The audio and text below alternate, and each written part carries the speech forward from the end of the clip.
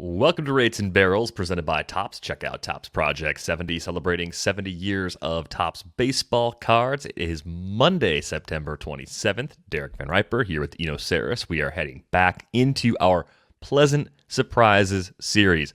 And there was one unpleasant surprise from me last week when I cut part of our rundown from Monday and pasted it in for Wednesday to continue the series, and left the Detroit Tigers sitting there on Monday, even though we didn't talk about them on Monday. So I appreciate everybody reaching out and saying, hey, did you guys forget the Tigers? Heartfelt apologies. Yeah, we did. We didn't mean to forget them, but we did forget them thanks to my phenomenal use of the copy and paste tool. It's too bad that that's such a new tool and I haven't had time to learn how to use it correctly.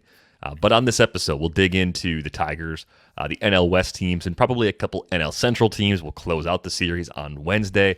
Kind of times out nicely with the playoffs just around the corner. And as we mentioned, I believe on a few episodes, we are going to go every weekday starting the Tuesday that the playoffs begin at 11:30 Eastern. If you watch us live on YouTube, 8:30 Eastern, no, 8:30 Pacific. See, I'm still learning time zones too, I'm uncaffeinated. I'm already tired, and I don't know where I am. With the Monday ass. Oh, already. I'm so angry right now. You have no idea how mad I am about everything.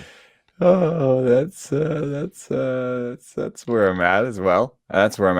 Although I did get, I'd say about 75 seconds of bliss on the river yesterday.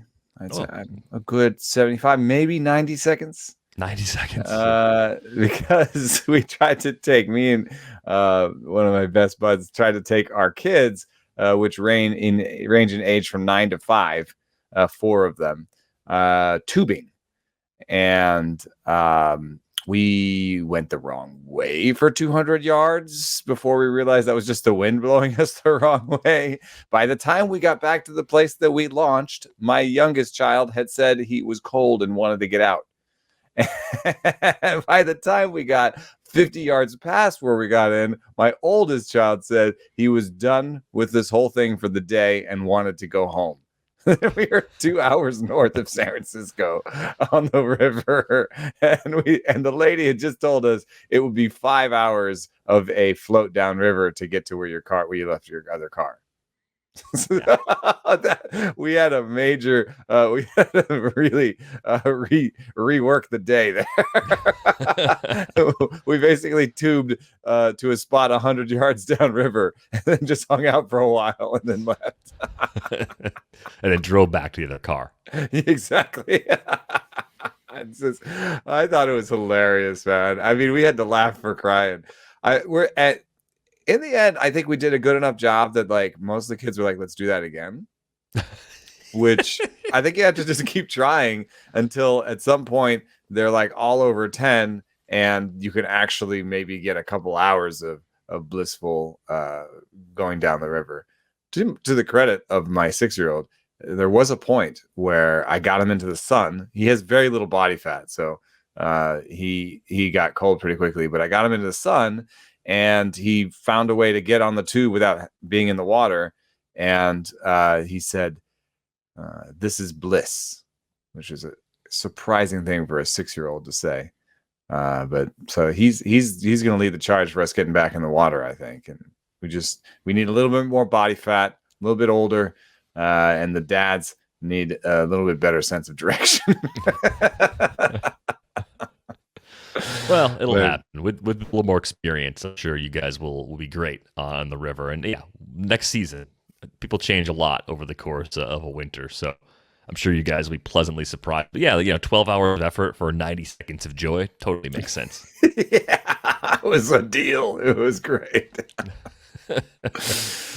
So let's pick up where we left off and start with the team we forgot so we don't forget them again. Let's talk about the pleasant surprises on the 2021 Tigers. And I think, we're mostly concentrating on the hitters in this case because we were looking at the season results for the Tigers on the pitching side. You pointed out to me, Michael Fulmer currently leads this team in WAR in that group of pitchers, which I know he's had a nice year, but I would have thought Tarek Skubal or Casey Mize for sure would have at least been in that 2.5 to 3 win range.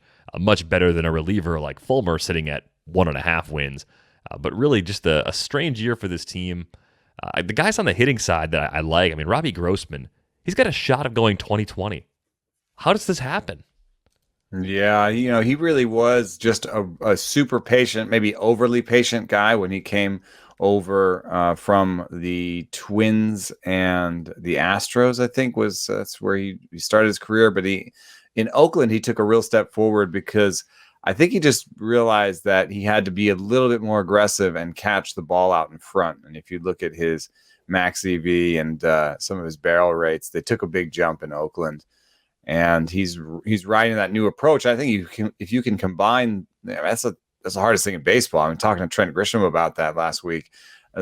Combine an excellent eye with an aggressive ability to take advantage when you get the pitch you want. You know what I mean? Like the two things kind of sometimes work against each other, where you start being on your back foot, being really passive, and waiting too long. I think Grossman's really found that mix of catching the ball out front, but also being super disciplined. So I think if he's my candidate for making the most out of what he's got, and I'm not saying he's not an athlete. I mean, obviously a guy with 18 stolen bases and some decent glove out in the outfield is an athlete, but he kind of is in my like Jed Lowry All-Stars, where it's like he's making the most of what he's got. Kudos to him. I think he has to be the winner. I mean, Fulmer counts as a pleasant surprise, and all those pitchers that have done some good, like Tarek Skubal and Casey Mize, I don't think that those would be counted as pleasant surprises because people wanted more out of a lot of those guys. Casey Mize was a top prospect. So for them to like come around and be okay is not quite a pleasant surprise. So it's Grossman or Akil Baddoo, I think, is the other player that's interesting here. Rule 5 pick, of course, got hurt 2 years ago in the minors. Didn't play above high A before debuting earlier this season, and I would have thought that the final numbers were almost certainly destined to be those of a below-average player, just given those circumstances. And it wouldn't have been a knock against him at all if that had been the path for Akil Baddoo. But he's probably going to finish this year with an above-average WRC plus, unless he goes into the worst slide ever over the final week. He's got a 109 in that regard, 13 homers, 14 steals. It's a 258, 324, 446 line. Very similar to Grossman, fewer walks, slightly more batting average right now. Doing a little bit of everything, though, to help us out on the fantasy side. And I'm almost curious which one you'd prefer next year, given that Baddoo, I think, could still get a lot better. And with Grossman, it seems like while these underlying skills have been in place for a long time, this sort of seemed like the best it could possibly be for Robbie Grossman, even if he's a better player than we've been giving him credit for. I liked what you said off air about the jump that he's made, that Akil Baddoo has made, and what that changes for you in terms of your hopefulness going forward. Because I think if you took the names and ages off of these two players, and I was just looking at them as a collection of stats, I think I would prefer Robbie Grossman. Walks more, strikes out less, had more steals this year, looks comparable in the StatCast batted ball stats, but Baddoo would still have a little bit of a power edge there. But given the fact that Baddoo is younger and has made this big jump, I think there is some hope that strikeout rate could reduce even more going forward. And if you get Baddoo down to 24, 25% strikeout rate and reduce that edge that Grossman has there, then I'm going to take Baddoo's tools, because he has the higher max EV, he has the higher barrel rate, he has the higher power upside. And if you prorate out his steals, the higher steals upside, steals age terribly. So it's Baddoo for me for all those things. Yeah, I'm on Baddoo over Grossman. Could see both being a tick on the underpriced side, because there's still, I think, pretty low expectations for the Tigers lineup as a whole, but I think both are doing some pretty impressive things. One quick note: Baddoo and should be mentioned in this conversation. Eric Haas. the catcher there, are, I think, wins for max EV. If you look at Baddoo in April, on the 12th, he hit a ball 109.3 off of Zach Greinke for a homer, and that is enough to take notice. He did hit a ball in September, 111.8, if you're looking at his max EV. But just as soon as someone hits a ball over 108, that means they have demonstrable raw power. The same thing can be said for Haas. I picked up both of those guys in AL Labor for decent bids as soon as I saw those well-hit balls. And one well-hit ball can mean a lot. And in this case, it meant a lot of value for the people who picked him up. Yeah, with Haas, I mean, I think he's kind of an average-ish sort of defender behind the plate, so he needs to hit to stay in the lineup in the long run. And even with that power that he's showing us, he is more of a deep league sort of player because it all adds up to a league average sort of line. Doesn't draw a ton of walks, does strike out a lot. Very typical of the position. But the power is legit. I mean, that's 35 to 40 home run power in a world where he gets the DH. That's not going to happen, of course. But I wonder if he'll be overdrafted next year.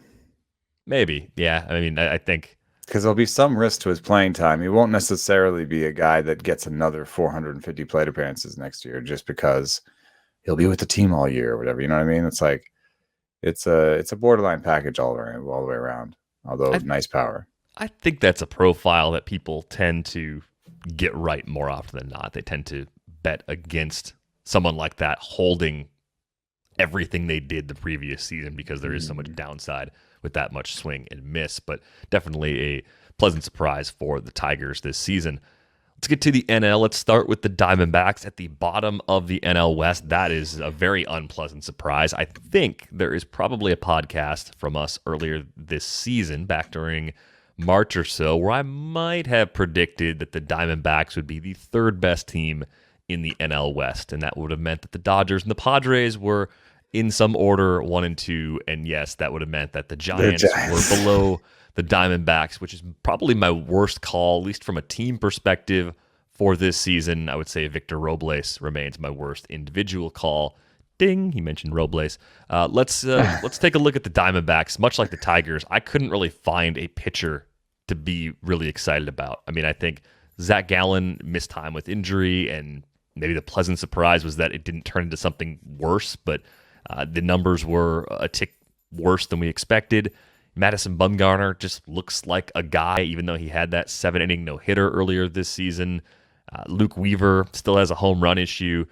I found most of the interesting things about this team to be on the hitter side, where Dalton Varsho had a great second half, so I think he probably wins the award, and Josh Rojas ended up sticking around most of the season, and he's going to finish likely with a WRC plus above 100. I guess the thing that's interesting for me is I expected a little more power from Rojas. I'm just kind of curious if you think there's one more level he'll unlock in terms of game power, assuming that he's got a spot to call his own or plays every day across multiple positions again in 2022.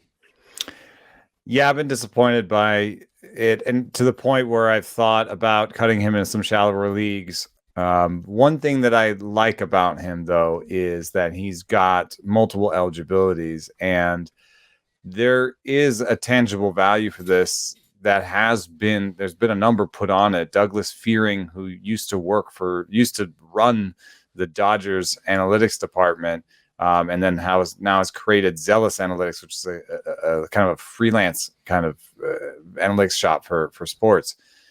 Douglas Fearing wrote a piece saying that positional versatility could be worth as much as 1 to 2 wins a season for the team. And he was talking about Chris Taylor and Ben Zobrist, basically. Rojas is that type of player that is just super valuable in terms of adding plate appearances wherever you could use him. And I expect that'll still continue next year. It depends a little bit on what sort of eligibilities, like what sort of your eligibility requirements are in your different leagues. But from a real life perspective and from like a filling in the gaps perspective, the fact that he can play for you at second, third, most likely, shortstop, and left field and right field, most likely, is going to be super useful, is something that should keep him around. But in terms of what do I think his power output is next year, I think it'll probably be something like 15 to 18 homers and 10 stolen bases. So not a starter in most leagues, and kind of an awkward crowning for a pleasant surprise, because it's on the order of the softer end of pleasant, if you know what I mean.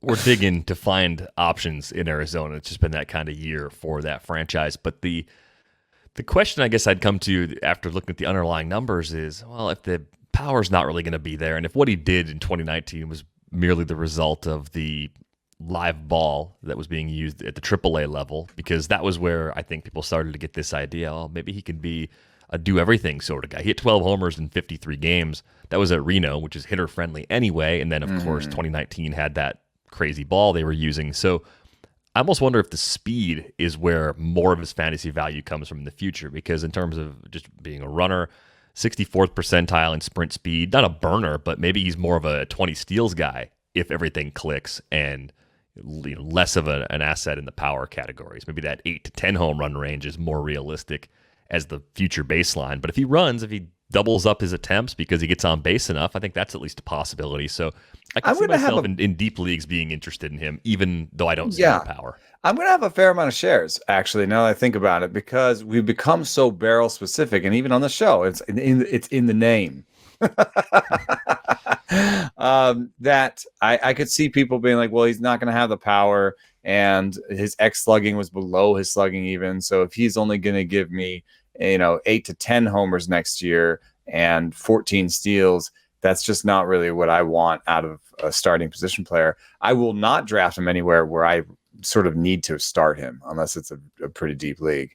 I will draft him in a lot of places like best ball and deeper leagues, where, like, if I could have him on my bench in NFBC, I would feel pretty good, because that'll help you avoid the, oh my God, I just really need a shortstop this week, and there's only one shortstop out there, and it's got to be that guy, and I'm bidding with everybody else that wants that shortstop.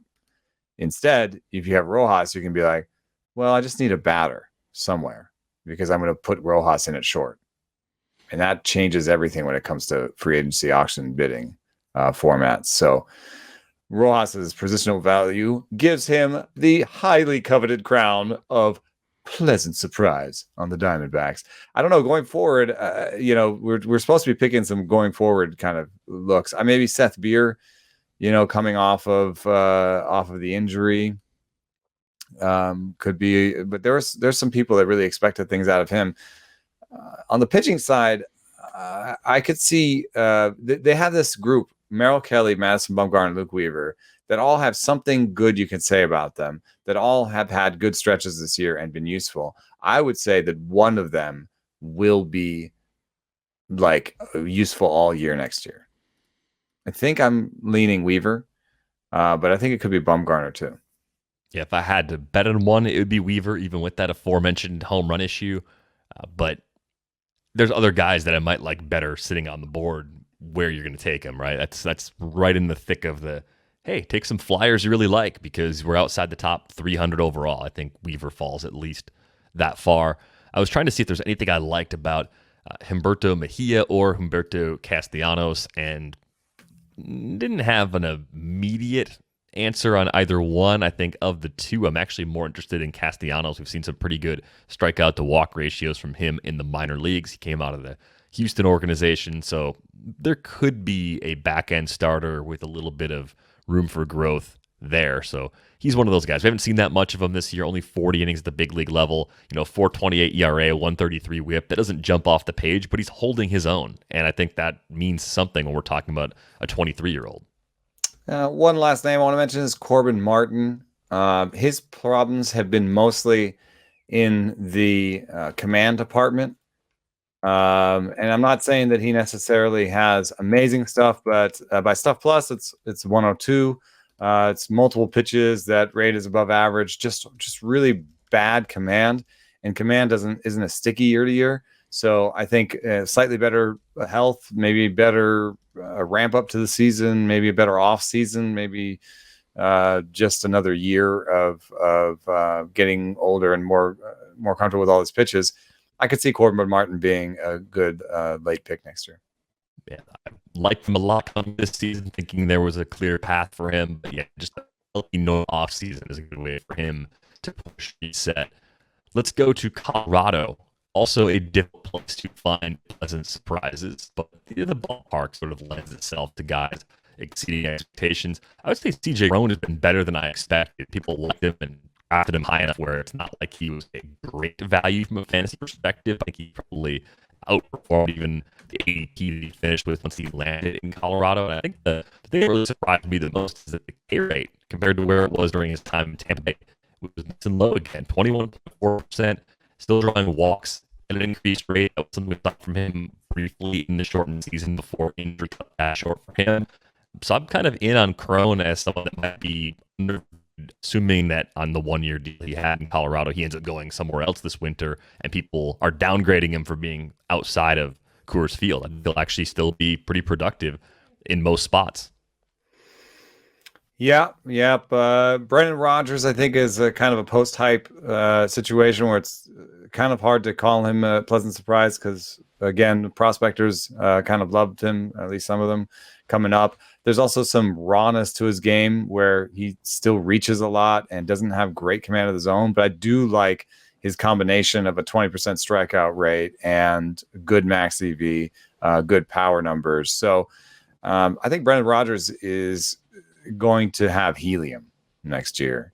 And so I think it'll be hard to call him a pleasant surprise going forward either. But he's worth a note because I see him as maybe the most exciting young player on this team that has shown enough to be drafted and take advantage of next year. If he doesn't get enough helium, then go all in on him, because a lot of the concerns I have about his plate discipline and his reach rate are concerns that matter more when he's 30 and 31 than they do at his age.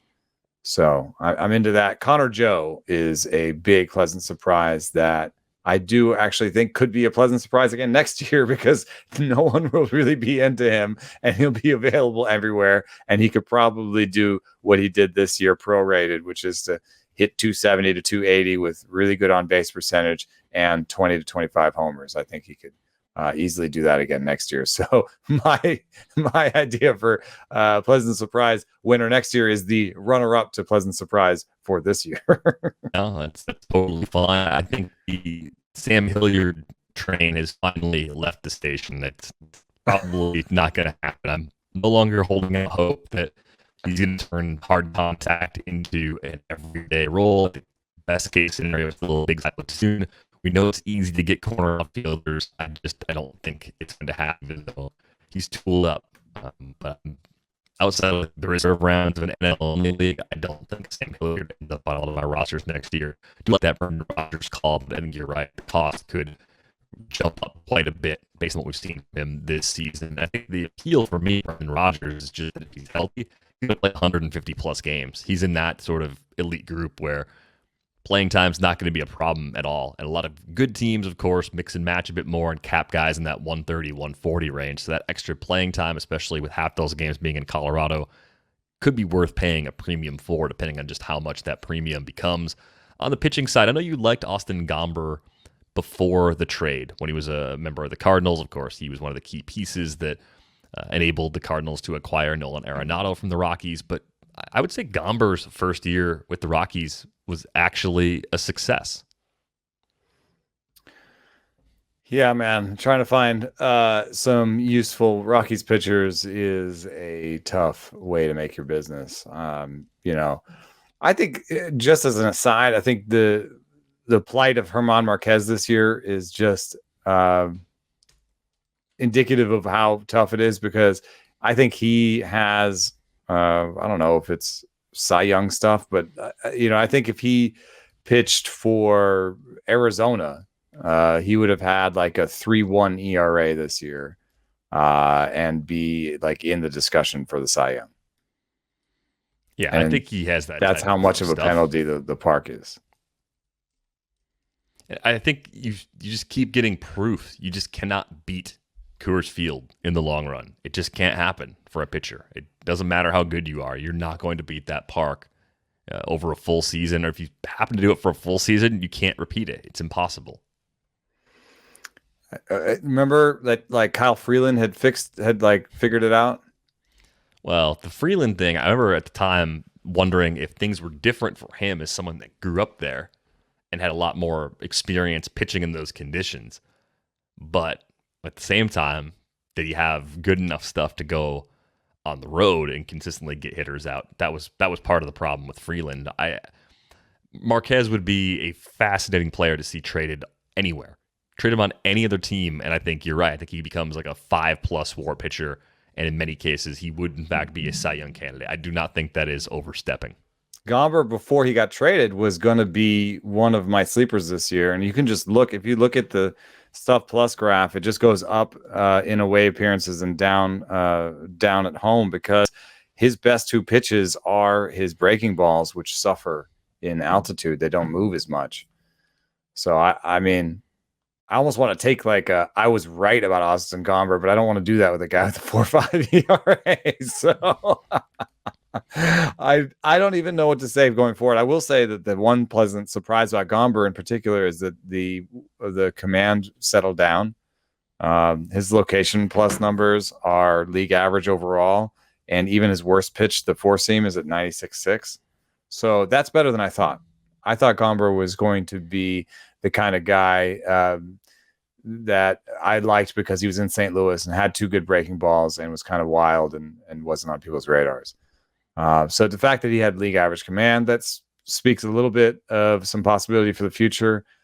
He has enough stuff where if he was pitching for anybody else, he would still be on my list. I don't even like doing the roster a Rocky on the road thing, because I think that they get screwed up just like the hitters, you know? Well, yeah, I mean, imagine like John Gray's had weird splits where it's like, oh no, he's better at Coors. Like, why would that be? That doesn't make any sense. It's just that maybe he pitches more there, so he's figured out some way to be okay at Coors that it makes him worse on the road. That's terrible. Yeah. I mean, terrible for us. For him, it turned into one of his better seasons. But I don't want to roster Rockies pitchers, no matter how good they are. That's just where I've been for a while. I don't think I've had Marquez on more than a team or two in the last few years. It's just usually it's a best ball scenario, and then you're just kind of sitting there. You're like, well, even there, how many great starts is he going to have because he has to overcome that park? It's less than it should be, given the talent that he has to work with. Let's go to the Padres next, a frequently discussed team on this show. And let's say something nice about the Padres, which usually, prior to this season, was easy to do. We did that a lot on this show. I think this is a team that we generally want to like, because when things are going well, they were a lot of fun. Hopefully they get back to that level. But I'm looking around at this team right now, and I would say Jake Cronenworth, at least to me, was a pleasant surprise this year, because I didn't think he was going to take what he did in the shortened season and hold his slash line close to that over a full season. I completely underestimated, what he could do with regular playing time over a full 162. He's popped 20 homers this year. He's got pretty good plate skills, steals a handful of bags, and can play all over. So I'm wrong. I'm wrong about Jake Cronenworth, but now I'm a believer. It's kind of like the Robbie Grossman path, I guess, a little bit, just a good eye at the plate. What he adds that Grossman doesn't quite have is extreme contact ability and more positional versatility. But, a 7% barrel rate, 110, 111 max EV, the power seems legit. The contact ability is what he was supposed to have coming up. But the power is what sort of pushed him into this, he's like a legit, everyday player and a good one at that. So I think he has to count, because nobody's surprised about Tatis or Machado. And I think so. There was a bit of unpleasant surprise in Trent Grisham's downturn, but I still have a lot of faith in him going forward. So he might be my pleasant surprise for next year pick. Yeah, I think there's still a lot to like about him. He's a little bit younger than you think, too. He turns 25 in November. I was wondering, and it's not really just because I'm a Brewer fan. I think about things like this after the fact anyway, but the Brewers were getting destroyed for that trade throughout last season. Eric Lauer's looked pretty good this year. Obviously, Luis Urias starting to do some of the things we were expecting him to do as a prospect a few years ago. That trade looks a little closer to even now. It's at least not a laugher anymore in favor of the Padres based on how this season has unfolded. Yeah, and actually what's interesting to me is that Eric Lauer's extra year of team control ended up being pretty meaningful in that trade. You know what I mean? Like that's actually the thing that's probably the hardest on San Diego right now is like they could have used Eric Lauer pretty hardcore this year. You know, just another starter in this extra year of control that would have really, really helped them. I think in general, Grisham is something they needed more in terms of a center fielder with his kind of eye and stuff. So I think they're still happy with the trade. And I think that Grisham will be better going forward. And that part might favor San Diego still, even though it doesn't look great right now. Because Grisham's kind of had took a step back, but having Eric Lauer would have meant a lot for the Padres right now. It could have been a big deal in that second half when all the people were falling down around them. That it would assume that they would have to have gotten Eric Lauer to the same place pitching wise that the Brewers did. That's true. Yeah, I mean, there have been some changes. The cutter has been a pitch that Eric Lauer's thrown a bit more here in the second half of the season. I think that's a big part of some of the success he's starting to have. He's just really not really throwing his fastballs. Like he's just throwing everything but a fastball at this point. He's just trying the slower approach. It's working for him. There are actually a lot of players you could choose for pleasant surprises for next year. Grisham, I think, would certainly count if people say, well, he's already shown us enough in the shortened season. Luis Campusano is going to be a good player. I'm convinced as a hitter. He had a great year at AAA. I think it's an area of need. Austin Nola is a nice story. He's not a bad player, but I think depending on what they do at first base, they may have a spot they float a little bit. Obviously, we could get the universal DH as well. I'm not worried about playing time for Campusano. I think he comes up next year again and gets the bulk of the playing time, at least a 2/3 sort of a share by season's end for him behind the plate. And I think he's an impact bat behind the plate, which is, difficult to find. Like, so for all the hype there will be on Keibert Ruiz, who I think you and I both like, there's going to be a ton of ADP helium to reflect that. There won't be nearly as much interest in Campusano, and those two players are probably more similar as hitters than their price will reflect. That's interesting. I'm not sure I have the exact same read because I think Nola's numbers were suppressed by some injury concerns, and if he's fully healthy, like he's still wearing a brace right now, or he was a week ago. So I think that Nola could be a pleasant surprise for next year as he gets fully healthy, and that might delay Campy's debut in the major leagues, just because people slow walk catchers a lot, and Nola, if he's fully healthy in spring, will be like, well, he's the seasoned backstop that knows what you have to do on a daily basis to win at the major league level, whereas Campy has to still has to learn a fair amount of that stuff. So that would be my read on it, but I do think that Campusano will be a good player, so and that he's close. So I agree with that part of that for sure. On the pitching side, I kind of think I've said this before, but I think Chris Paddock could be a pleasant surprise next year. Just a couple tweaks to the curve, or maybe re-debuting the cutter. You still see a lot of great command. You still see two good above average pitches by Stuff when it comes to his change. And actually the curveball is now average to above average. So just a little bit of a step forward there. And I think we could be talking about Paddock the same way we did in his rookie season. Yeah, I could see that happening. I mean, I think Blake Snell's second half gives me some hope that he can be Blake Snell again, too. I would imagine he's tinkering away in the offseason trying to find more options to work with, especially given that part of what made him so appealing to the Padres, I think, when they traded for him was that he could be a 4-pitch starter. At least it looked like he'd be a 4-pitch starter, and he could turn that lineup over a third time consistently. He's had a lot of success ditching pitches so far, but I think he has to add pitches back if he's going to sustain some of the gains that we saw from him in July, August, and September. Let's go to who's going to be second in the NL West. The order is supposed to be based on standings. Let's go Dodgers. I don't think it's a hot take at this point. The Giants have a lead, so at least at this point in time, the Dodgers are second place in the NL West. A pleasant surprise on this team. Usually they all them, and it's a star-heavy roster, so everything kind of feels like low-hanging fruit. But who's really kind of exceeded your expectations for this group this season? I don't know, Blake Trinan. We always knew he had a great sinker, but this year he added a slider. He added movement to his slider, sideways movement, which is a piece I have somewhere in my brain, if not the hopper, about how they've added a ton of sideways movement to at least 3 or 4 sliders over the course of this year. Mitch White, Blake Trinan are among those. And I think it was the missing piece to make him a dominant closer.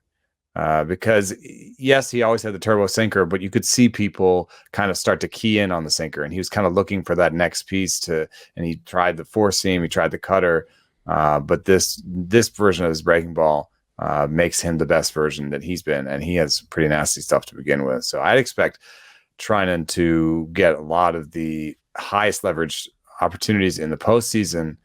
And maybe Jansen still gets some saves, but Trinan will have faced the better hitters in the bigger moment.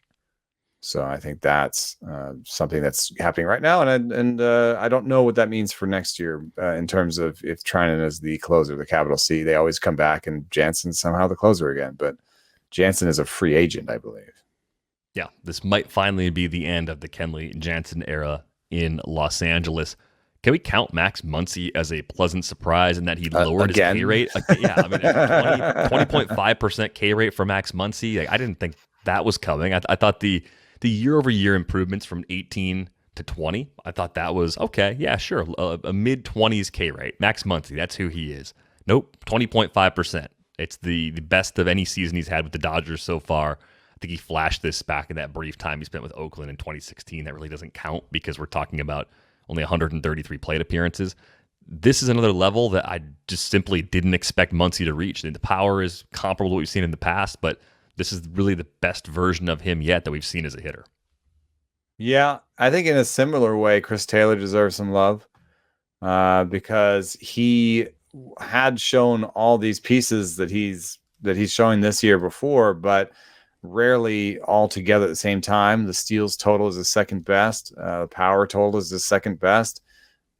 His batting average is decent as it always is, and the playing time will probably end up being second best in his career. So there might have been a little bit of a downturn in some of his batted ball stats, and you might have thought that in some ways the decline was starting to come because his strikeout rate was never going down. But at 31, he had one of his best seasons, and he might end up being a pleasant surprise on another team sometime in the future because he's a free agent also. And like Kike Hernandez before, maybe more of his abilities poured over than people expect. Yeah, I do think Taylor has been a consistently underrated player for a few years now, and I'm curious to see what free agency will bring for him. I would imagine the Dodgers would be interested in bringing him back, but it might not work with all the other pieces, and part of Taylor leaving might be Gavin Lux playing all over the place. It might not be Gavin Lux has a place to call his own in 2022, but it might be because they're a left-handed version of those guys where they're just going to move him to 2 or 3 different spots. Because their former director of analytics proved that having a guy like that can give you 1 or 2 extra wins. They're definitely always going to have someone like Chris Taylor. Yeah, the question is it Chris Taylor? If but it's not, who's the next one? Zach McKinstry for a moment looked like he might have a profile that could push him into a role like that someday. I kind of think it might be Lux. It's kind of an interesting idea, but they will lose so much money off their payroll and yet still have a lot of of money on the payroll. But I think actually the luxury tax number for them right now for next year is 148 million, which is a lot, but it gives them against this year, it gives them $140 million. But if they want to stay under whatever the luxury tax is when it's set, it'll still give them 60 or 70 million to spend. I expect them to. What do you expect them to do? I expect them to sign Corey Seager or what was it? Story? Who's the other? Story, Correa. Correa. I expect them to sign Correa or Corey Seager to play shortstop, and I kind of expect them to extend Kershaw. But maybe they instead extend Scherzer. I think they should try to keep Scherzer because why would you bet against that guy? If you do those things and don't extend Kershaw, you still have a ton of money. Even if you extend Kershaw, you probably only have sort of 20, 30 million to spend on relief and whatever this like sort of Chris Taylor option is. Which case I think maybe Chris Taylor becomes too expensive because I think Chris Taylor will get a deal starting at 10, 15 million a year. Could he get 4 and 60? Yeah, I think he could. In which case, if you're the Dodgers and you do that, then you're out of the Jansen bidding and you're just going to try and find some pitchers for the bullpen, which, I mean, they do that all the time. That's a total possibility for them. Yeah, they have no problem finding relievers and developing relievers. And they'll have Trinan to be, ostensibly to be their closer. I guess there is one other pleasant surprise, though, with the Dodgers. Albert Pujols. I thought it was ridiculous when the Dodgers picked him up. Oh, I think most people did. Face. Yeah, I mean, I realize he's not playing every day. It's mostly a pinch hit role, but just the fact that he's stayed on the roster, he's come through when they've needed him to. Clearly a guy that's loved around the clubhouse. When you see shots of Pujols in the dugout, there's usually someone there talking his ear off, and it just looks like it's a good fit. I didn't see that coming at all, not because I didn't think Pujols could be a good fit in the clubhouse. I just thought that he was done. Even as a part-time player, I didn't see any path for him to stick, especially on a roster that good.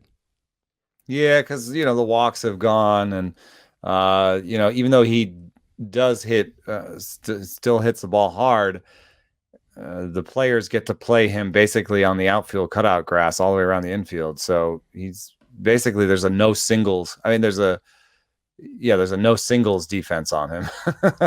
So he doesn't get the singles. He doesn't get the walks. He's basically all doubles or homers at this point. I mean, he's not going to get a triple for you.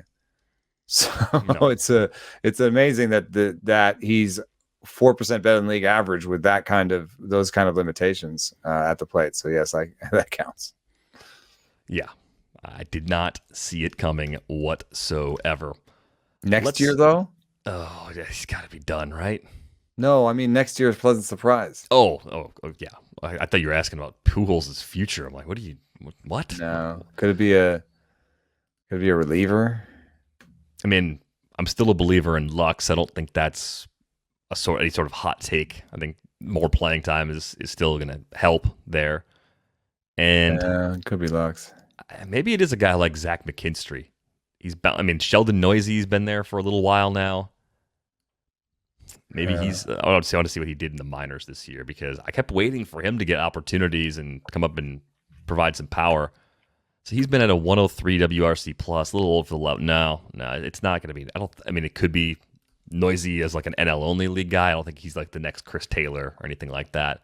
Tony Gonsolin, like finding his command and having a good season, being healthier, I think would be a big part for Gonsolin. Yeah, I could see that being the path for them to have. I like Mitch White too. As I mentioned that they added, they added sweep to his slider, and that was a big deal for him. So I think that the White could be a decent pitcher next year. I like that he starts with 94.5 velo. Yeah, plenty there for him to work with. Let's go to the Giants, who are just a pleasant surprise in their entirety. Team award. Yeah, just give everybody a trophy on that team. I mean, you could almost pick any player on the roster and go, oh yeah, that guy did do more than I expected. Narrowing it down to one seems pretty tough. I mean, you could say this is a version of Brandon Crawford we never thought we'd see again, or this is the version of Buster Posey we never thought we'd see again, or you could go to someone like Lamont Wade Jr. and say he plays all over the place and he might finish with 20 homers. Darren Ruff has been good. I mean, the mixing, the matching, we've talked about that a lot throughout this season. They have done a lot of things really well. So I don't know which way you prefer to go with these types of awards and conditions, but you can choose a player from just about any different player type that you want because they have one that ticks the box. Yeah. I mean, even Wilmer Flores, 260 average, 18 homers, part-time play, 12% better than league average. It's pretty amazing. I don't know. I guess that it does actually test the limits of our format here. It's like, what is the usefulness at this point? How about this? Let's flip it on its head for the Giants. Who keeps most of their gains next year? Yeah, who do I actually trust for next year? I mean, I love that Belt's about to hit 30 homers, but there's been so many injuries for him, I feel like, that I just don't know. I feel like that knee could go at any time. Yeah, he's had a lot of injuries, concussions too, so just a unfortunately elevated health risk there. I think of the old hitters, and I guess that group is just like Belt, Crawford, Posey, you can say Longoria is part of that too. I think Posey is the one that I actually trust the most to sustain the 2021 level in the future. It's not to say that the rest are all going to fall apart, but he said you only pick one who you think is most likely, which is kind of what you did. Mr. Posey's my choice. I think I agree with you. I just love his combination of power and strikeout rate. I did want to point out one thing that came up. It was interesting. You might have noticed that Brandon Crawford has had a little bit of a difference in his first and second half splits this year. His ISO in the first half was 267, and the second half was 169. He's made up for it by making more contact, and he's been like a bit of a more spray single hitter type deal in the second half. However, for his career, somebody was pointing out that Crawford often flags in the second half, and I was listening to just an interview of Isaiah Kiner-Falefa on MLB Network, and he was talking about how when he's at third base, he feels like he can completely focus on hitting and he can let it all loose. And there's more, offensively, there's more power in there because when he's playing shortstop, there's a lot more stopping and starting and sprints, and it's just a more demanding thing on defense. And the reason that stuck with me is when he said that phrase, stopping and starting. One of the things that I heard from someone who works in injury prevention at the major league level was that stopping and starting, physically at a defensive position is something that they actually have metrics on that they track, because that is very fatigue inducing. And so, depending on, they'll actually track that in infield practice and during games, and try to have an ongoing sense of how often a player has stopped and started in terms of just running, and that leads to their fatigue metrics. For his career, Brandon Crawford goes from a 157 ISO to 142 in the second half, 100 WRC plus in the first half, 94 in the second. That kind of goes along with that narrative that this local person was saying like, he falls apart in the second half a little bit because of the rigors of the position. It's a long-winded way of saying, what if Brandon Crawford doesn't play shortstop all next year? What if they sign a shortstop? Well, maybe you should feel better about him offensively as a second baseman.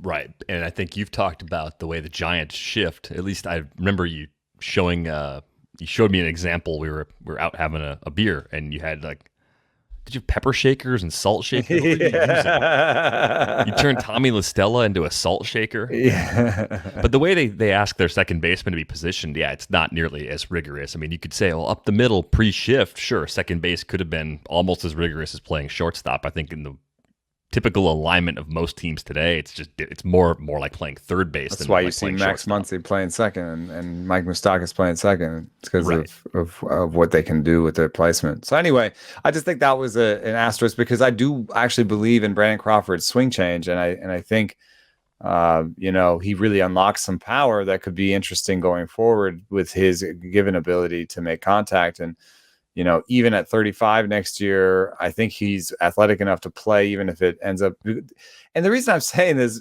because I think, yes, anybody who's listening, I think he's a good defensive shortstop. And somebody thought it was weird of me to push back and say, he's still an excellent defensive shortstop. People are like, of course, but even on the day he signed his extension, Gabe Kapler had to field questions of will he stay at the position. Because it's just a fact that we don't have 34 and 35-year-old shortstops anymore. He's the only one, and it's 2 years to the next oldest. So I think it's a fair thing to wonder how long he'll play at shortstop and how that will go hand in hand with his offense. Because I think if he was a second baseman next year, if you told me he was a second baseman next year, my projection for him would be 280. With 20 plus homers, 22 homers or something, and 3 to 5 steals. As a shortstop, I think it'd be better to project him for like 260 average, 18 homers, 2 to 3 steals. If we use the Goldilocks scale for the general ADPs and pricing of the veteran Giants going into next season, do you think it's going to be because Crawford will not be drafted? That's why I wanted to bring him up. Yeah, in like 12s, I think he still could be somewhat ignored as a group. Do you think that the market's going to get it right, or do you think it's going to overprice these guys based on these bounce backs, or do you think it's going to underprice them because of skepticism about them because of their age? And I mean, judging from Twitter and how many references to like steroids I've gotten, which is I haven't heard that in a while. I mean, but there's definitely, a contingent that anytime you write about the Giants, you're like, well, I wonder how they did it. And it's like, well, I don't think it's that, but I guess it's a possibility we have to grapple with in baseball in general, but I just don't think it's that. I think that there will be a fair amount of people denigrating Giants and not drafting them. Posey, I figure will have the highest ADP of the group. I'm leaving Bryant out of it just because we don't know where he'll be. Yeah, no, I think he's a little bit younger than these guys anyway, so he's kind of separate. As far as the breakthrough hitters, and that's the Wade, Estrada, we can throw Duggar and those types of players in there. Do you have any of one of those guys that you have more confidence in than the rest going forward? Wade. Yeah, Wade looks kind of legit.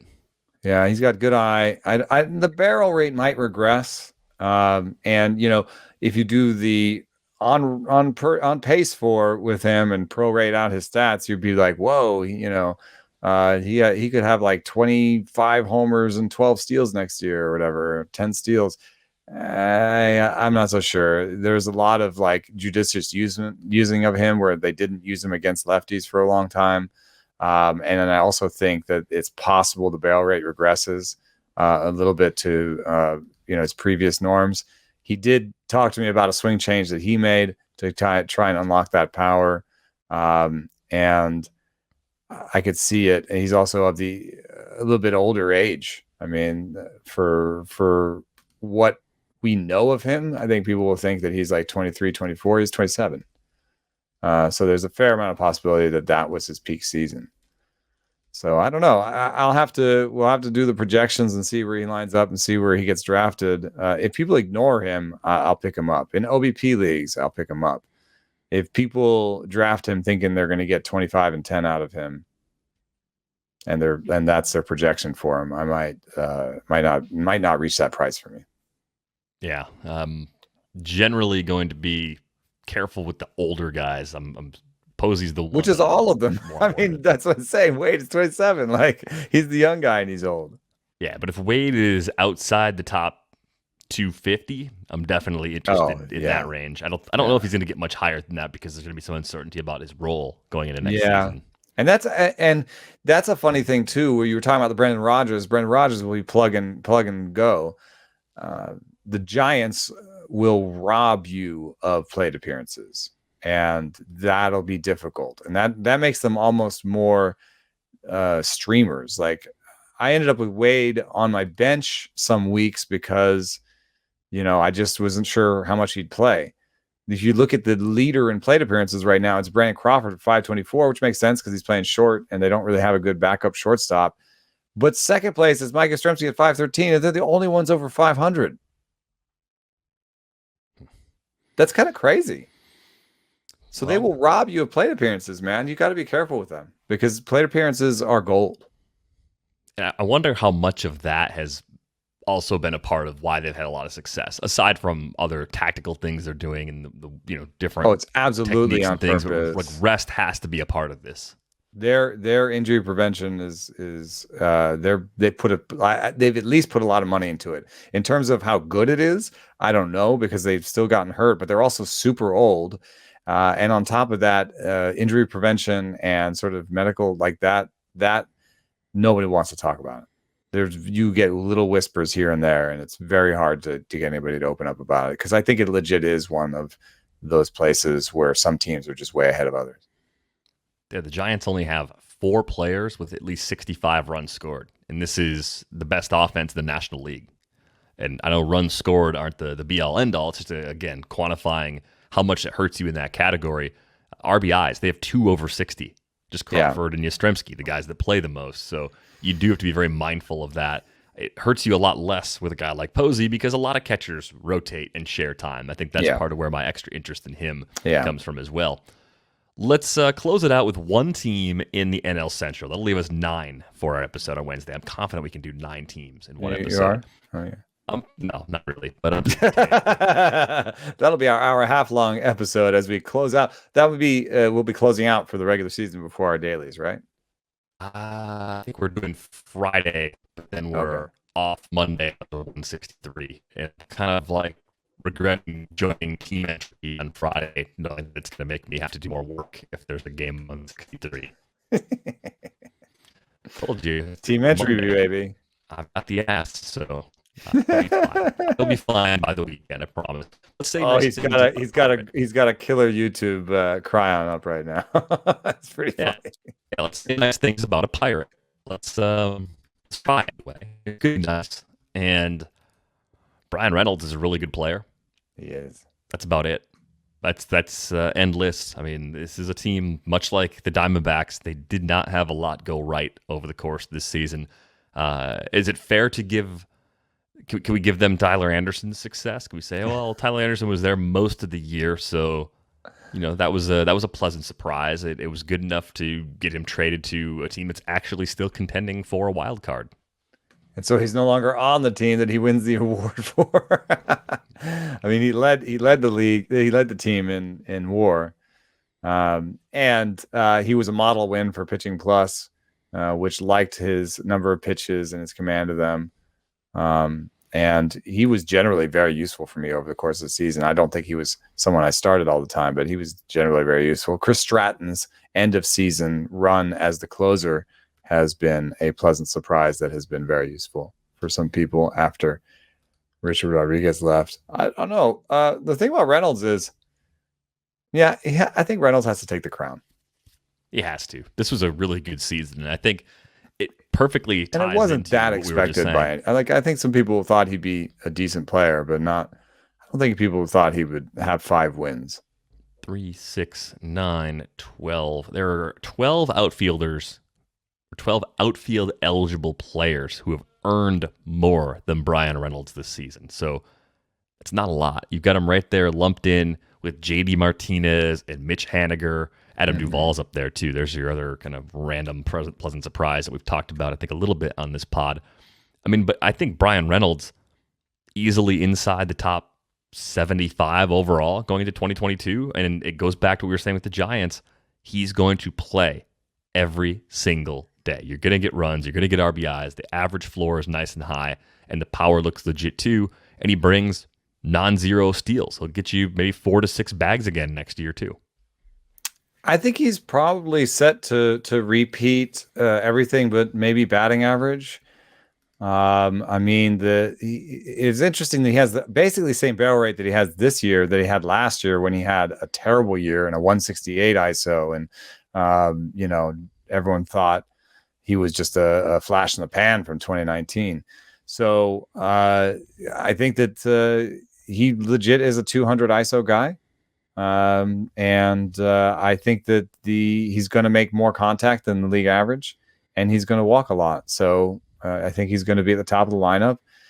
And I don't think that they are going to play those games that they play in San Francisco and steal at bats from you. He has 625 plate appearances this year, and I would think that he could cross over 600 again next year. So even though the team won't be good and they won't create a lot of run and RBI chances for him, the volume would be there. And he will probably outrun or RBI, maybe both, any Giant next year in just like a strange twist of the numbers and how things work. You know what I mean? Mm-hmm. Not saying the Pirates will be better than the Giants. I wonder if Reynolds is more of like a true talent, 330, 100, 100 guy who in the right park and lineup would easily reach those numbers. And because of PNC and his supporting cast, we get what we get, which is still very good. Yeah. I think Parks can steal on the order of 2 or 3 homers from a player over the course of a season. Then you could have a Park that sort of augments it instead of suppressing it. So the max EV is good, the barrel rate is good, the reach rate is good, the strikeout rate is good. He's 27. I don't see a reason to fade him next year. Same logic, I think, applies to Ke'Bryan Hayes for next year. I think I've already put this take out there, but I will have a lot of Ke'Bryan Hayes in 2022 because he will play every day. His defense is great. The hit tool is legit. He's going through the adjustment phase right now, but I'm definitely interested in Ke'Bryan Hayes at what I assume will be a non-top 200 overall pick. I don't think he's going to go inside that group at all. He might even fall outside the top 300 in the early part of draft season. So I am absolutely in on Hayes. I almost wish I didn't have a podcast so I wouldn't say this so many times so that I would have more of a chance of actually getting him, because I feel like we might cause some problems in that regard. But we cannot, either one of us, not profess our love for Ke'Bryan Hayes. And I think one of the reasons is with the established walk, strikeout rates, defense, and base running that he brings to the table, and the fact that, like you say, he's going to play every day, I think the floor is something about what he's doing right now, 260 with maybe more bulk. So 260, 15 homers, 15 stolen bases. That is totally fine and will be a top-level third baseman, like a top 12 to top 15 third baseman, and that's his floor. But the superstar ceiling is still there. And my evidence for that is a max EV that was second on the team at 111, a hard hit rate of 45%, and a barrel rate at 5%, which is not great. It's above average, but it's not great. People do take steps forward. People do change their barrel rate. And if he can just convert a little bit more of that hard hit rate into balls that have some loft, you could see this guy really take off. And I still see MVP type ceiling on this guy. Like, I'm still really in the tank for Ke'Bryan Hayes. Yeah, I think MVP level that's a really high ceiling. That'd be like 90, 80, 90th percentile outcomes. Yeah. But what do you want out of an MVP is somebody who can do everything. And there's no flaw in his game. And the only flaw in his game right now is converting raw power into game power. And that's doable, I think. Hit the ball in the air a little bit more, and good things can happen for Ke'Bryan Hayes. I'm curious to see if they bring up any of their prospects reasonably early in the year. O'Neal Cruz or Nick Gonzalez, I think, would be guys that maybe we'll see at some point next year. I mean, that will help the supporting cast a bit too. I am a little surprised that Nick Gonzalez has been at high A all season. I thought maybe they'd push him to double A as a guy that played college ball. I don't know if they'd be pleasant surprises, though. The scouting community really likes them. If we want a scouting community pleasant surprise, I think that would be Rodolfo Castro, who I don't, there are no scouting grades on him at Fangraphs. Oh no, here he is. He's 40 plus. So a guy with raw power, no hit tool, and some speed, according to them. And the 29% strikeout rate doesn't go very far in proving them wrong. But a 112.5 max EV, 10% barrel rate. If you've seen the body on this guy, he kind of looked like a mini version of Starling Marte. And if he makes any strides, he had like way lower strikeout rates in the minor leagues. So if he makes any strides on the strikeout rate, Rodolfo Castro could be. I tried to talk to some people around the team that thought he would be their second baseman of the future. So Rodolfo Castro. One on the pitching side that I still like, Miguel Yajure. He's been down in velocity a little bit this year. He's been dealing with an arm injury, but it's a deep arsenal with command. If he comes to the winter healthy, looks good in the spring, I could see him ending up being one of their pleasant surprises on the pitching side. But hey, we did it. We said some nice things about the Pirates, which they have a bright future. It just seems like it's more like 2 and 3 years away as opposed to just around the corner next season. And in some ways, it can be more profitable than chasing around the Dodgers and Giants, where you can convince yourself, oh, these are veterans, they're projectable, I know what I'm doing, I'm getting the boring vet. But the Dodgers and Giants are constantly working against you getting all the plate appearances you want. If a guy is above average on a bad team, then he gets all the playing time he wants. Kevin Newman got 533 plate appearances for the Giants this year. I mean, for the Pirates this year. What would that have been on the Giants? Number 1? Yeah. So, I mean, there was an article about Phil Dussault done by Travis Sawchik over at The Score. Thank you. That Jeff Zimmerman has been pointing to me how great his season is. Jeff Zimmerman himself has been having a pretty good fantasy season. And, one of his biggest tenets is how important the plate appearance and the innings pitched are. They just rack up all the kind of totals for you. Of course, you want to do it with quality, but that's an interesting thing to think about when you're looking at potential value picks on those last 2 teams that we did in terms of the Giants and the Pirates. Yeah, Phil's having an amazing season. Jeff is going to win Mixed Tout Wars again among some other leagues, but I'm glad that the thing that they are harping on is something that I've very slowly come to realize, that especially with everybody working out the same sets of projections, if you can project playing time better than the other people in the room and be right about it, there you go. Like that's going to give you that edge you're looking for. It does offer some hope to the people who aren't creating their own values and are going in with the same values as other people. I think the +1 on somebody you like is very important. Because what you're actually doing there is just saying, I think he's going to be a little bit better than these projections, and he's going to play more. So that's the way that you can add value as a sort of a mini scout, as someone who's watching the game. You can take the projections and say, okay, this is the baseline. This is what the numbers say. But I've seen this player, and for whatever reason, I think he's going to take a step forward. Or I've seen this other player that he's battling with for playing time, and I think he's going to take the lion's share of that playing time. So I think the +1 -1 is a decent way for people to sort of approximate that projecting IP and plate appearances, because all you're doing when you're projecting plate appearances and IP are trying to project roles. You're trying to say who's going to play more. Yep. So really important to be able to do that. You can do that at home too with your own brain.